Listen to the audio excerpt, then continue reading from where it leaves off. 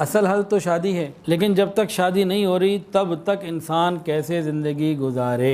قرآن مجید میں سورہ نور میں اللہ فرماتے ہیں اور جن لوگوں کو نکاح کے مواقع میسر نہ ہوں وہ پاک دامنی کے ساتھ رہیں یہاں تک کہ اللہ تعالیٰ انہیں اپنے فضل سے بے نیاز کر دے، یعنی ان کی شادیاں ہو جائیں۔ اب وہ کیا کریں؟ سب سے پہلی بات قل للمؤمنین یغضوا من ابصارہم، نگاہوں کی حفاظت کریں۔ سب سے پہلا کام نگاہوں کی حفاظت شروع کریں۔ یہ نسخے ان لوگوں کے لیے ہیں جو چاہتے ہیں ہم پاک دامنی کی زندگی گزاریں۔ دوسرا طریقہ، انسان فاسقین کی، برے لوگوں کی صحبت سے دور رہے۔ یہ برے لوگوں کی صحبت انسان کو گناہ میں ڈال ہی دیتی ہے۔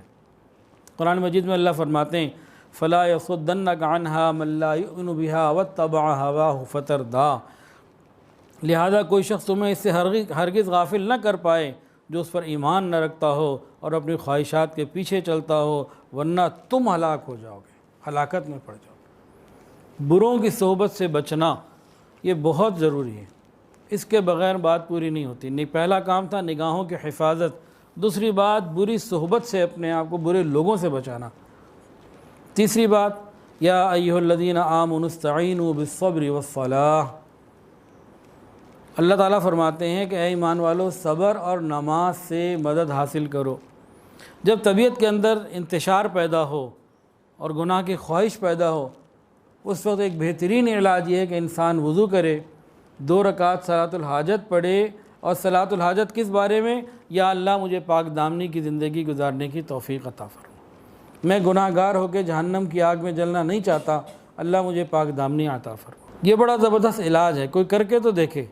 جب یہ طبیعت میں پیدا ہو کیفیت، انسان اللہ سے مانگے، نماز کے ذریعے مدد مانگے، پھر دیکھیں اللہ کیسی رحمت کا معاملہ فرماتے ہیں۔ اور اس کا سب سے بہترین ٹائم تہجد کا وقت ہے، تیر بہدف۔ تہجد میں انسان اٹھ کے 2 نفل پڑھے اسی نیت کے ساتھ کہ اللہ میں پاک دامنی کی زندگی گزارنا چاہتا ہوں، مجھے تحمل بھی عطا فرما، اور ساتھ ہی ساتھ اپنے لیے اللہ سے جوڑ بھی مانگ لے۔ چوتھا علاج ذکر کی کثرت، اللہ رب العزت کا کثرت سے ذکر کرنا۔ ہمارے مشائخ نے فرمایا فکر کی گندگی ذکر کی کثرت سے دور ہو جاتی ہے۔ انسان جتنا کثرت سے اللہ کا ذکر کرے گا فکر کی گندگی دور ہوتی چلی جائے گی۔ یہ کتنے ہو گئے جی؟ 4 علاج۔ اب 5واں علاج سن لیجئے۔ حضور پاک صلی اللہ علیہ وسلم نے ارشاد فرمایا جو شخص نکاح پر قدرت نہ رکھتا ہو اسے چاہیے کہ وہ روزے رکھے۔ یہ روزے رکھے گا اللہ تعالیٰ اس کے لیے آسانی پیدا فرما دیں گے۔ بھوکا رہنا، بھوکے رہنے سے شہوت بھی ٹوٹتی ہے اور تکبر بھی ٹوٹتا ہے۔ ایک اللہ والے بھوک کے فضائل بیان کر رہے تھے، کسی نے کہا بھوک بھی کوئی چیز ہے اس کے فضائل بیان کیے جائے، یہ کوئی کوالٹی ہے، یہ کیا چیز ہے یہ؟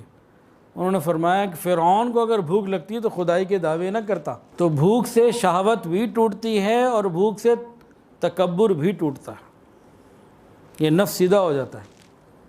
تو نبی علیہ السلام نے فرمایا روزے رکھے۔ تو معلوم یہ ہوا کہ یہ ساری جو خرمستیاں پیدا ہوتی ہیں نا پیٹ بھرے کی کہانیاں ہیں، پیٹ بھروں کی باتیں۔ جب بھوک ہوگی تو انسان خود بخود سیدھا ہوگا۔ تاہم یہاں روزے رکھنے سے کیا مراد ہے؟ ایک آدھ روزے سے ہم جیسوں کو فرق نہیں پڑنے والا، روزے پہ روزے رکھیں۔ کئی روزے رکھنے پڑیں گے پھر جا کے اثر شروع ہوگا، اور وہ بھی روزے ایسے رکھنے پڑیں گے کہ افطاری اور سحری ذرا مناسب کرے، کہ افطاری میں جناب اتنا کھا لیا کہ سحری تک بھوک نہیں، سحری میں اتنا کھا لیا کہ افطاری تک بھوک نہیں، تو نفس ٹوٹے گا کب؟ اس کا زور کب ٹوٹے گا؟ مہد الفقیر جنگ کے شیخ الحدیث حضرت مولانا حبیب اللہ صاحب دامت برکاتہ العالیہ نے ایک مرتبہ بتایا تھا، ایک طالب علم آیا اور میں نے اس کو روزے رکھنے کو کہا، تو 10-15 دن بعد بھی میرے پاس آئے کہ جی روزے تو میں رکھ رہا ہوں کوئی فائدہ نہیں ہو رہا۔ افطاری سحری کا کیا کرتے ہو کہ جی اتنی روٹیاں سحری میں تو اتنی افطاری میں، کہ بھئی اس کو کم کرو۔ خیر پھر اس نے کیونکہ سچی طلب تھی، بچنا چاہتا تھا، پاکیزہ ماحول میں بھی تھا، تو اس نے کیا کیا، اس نے بھی 2 روزے رکھے جس میں صرف پانی سے روزہ کھولا اور پانی سے سحری رکھی، افطاری اور سحری میں پانی ہی رکھا۔ تو کہتے ہیں بس وہ 2 ہی دن تھے، اس کے بعد ایسا زور ٹوٹا کہ وہ ٹوٹا ہی ہوا ہے، ابھی ٹھیک چل رہی ہے طبیعت۔ تو زور توڑنے کے لیے کچھ کرنا پڑتا ہے اپنی اپنی طبیعت کے مطابق، سب کی اپنی اپنی طبیعت ہوتی ہے۔ اچھا جی، چھٹا علاج باوضو رہنا۔ وضو کیا ہے؟ مومن کا ہتھیار، سلاح المؤمن۔ اور شیطان کون ہے؟ مومن کا دشمن۔ تو جب یہ با ہتھیار ہوگا، باوضو ہوگا، تو اس کی حفاظت اور ہو جائے گی انشاءاللہ۔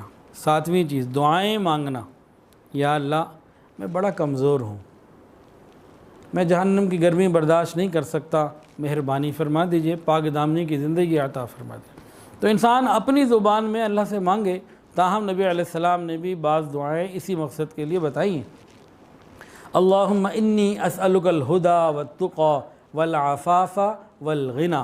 اے اللہ میں آپ سے ہدایت، تقوی، پاک دامنی اور غنا کا سوال کرتا ہوں۔ ایک دعا ہے اللہم الہمنی رشدی واعذنی من شر نفسی۔ اے اللہ مجھے سیدھے راستے کی رہنمائی عطا فرما اور نفس کی برائی سے اپنی پناہ عطا فرما۔ تو ہم اللہ سے مانگیں تو مانگنے سے بھی ملے گا۔ حضرت بایزید بسطامی رحمۃ اللہ علیہ فرماتے ہیں کہ ایک رات تھی، میرے اندر شہوت کا بھرپور زور اٹھا، میں اٹھا، وضو کیا، 2 رکعت نفل پڑھی، صلاۃ الحاجت، پھر اللہ سے خوب مانگا، وہ ایسا مانگا کہ اس کے بعد عورت اور دیوار میں میرے لیے فرق نہیں رہا۔ یعنی غیر محرم کے بارے میں ایسی بات آ گئی، بیوی کے بارے میں نہیں، غیر محرم کے بارے میں اللہ نے دل کو ایسا کر دیا۔ اس کے علاوہ جو مزید علاج ہیں ان میں سے ایک علاج ہے کہ انسان اپنے آپ کو مصروف رکھے، بہت مصروف رکھے، کام کام کام اور کام، تھوڑا آرام۔ آج کل کے نوجوانوں کو کام کرنے سے ان کی جان جاتی ہے، نہیں کرتے کام، مصروفیت سے جان چھوڑاتے ہیں۔ بس موبائل مل جائے، انٹرنیٹ مل جائے اور سہولت مل جائے، وقت مل جائے، بس اور کچھ نہیں چاہیے۔ بعض ایسے بھی ہیں، اپنے آپ کو کہیں مصروف کریں، گھر کے کاموں میں مصروف کریں، پڑھنے پڑھانے میں مصروف کریں، خیر کے بھلائی کے کاموں میں۔ وہی کہتے ہیں نوکری نہیں مل رہی، وہی نوکری میں کسی کی خدمت کر لو۔ گناہ سے بچنا ہے، جہنم سے بچنا ہے، تو اپنے آپ کو کہیں مصروف تو کریں۔ تبلیغی جماعت میں وقت گزار لیں، 4 مہینے کے لیے چلے جائیں، چلے کے لیے چلے جائیں، خانقاہوں میں چلے جائیں، کہیں نہ کہیں اپنے آپ کو مصروف رکھیں۔ وقت فارغ ملے تلاوت قرآن مجید، کوئی بھی دینی کتاب جو ہے اس کا مطالعہ شروع کر دیں، کسی معذور یا بیمار کی خدمت ذمہ لے لیں، اپنے آپ کو مصروف رکھیں۔ یہ مصروفیت بہت بڑی نعمت ہے، بہت بڑی نعمت۔